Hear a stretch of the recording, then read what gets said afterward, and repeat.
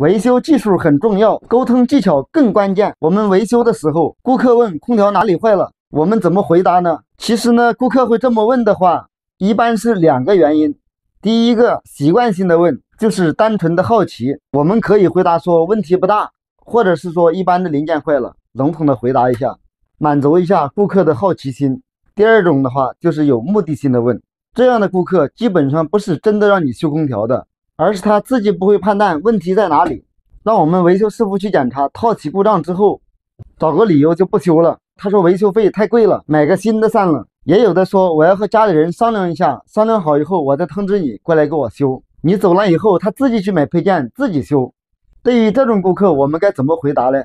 这3招记好。一，单刀直入，直接的说，要想知道哪里坏了，要等修好才知道。现在呢就不方便说了。如果顾客强制要求，我们就把上门检查费单独的拿出来。如果顾客不修，我们就要上门检查费。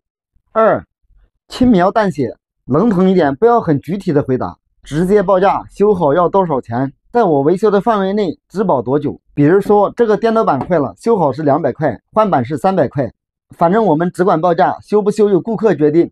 第3种，真诚相待，有的顾客会等你修好之后问坏的是什么配件，可能是想等下次出现同样的故障的话他就自己修了。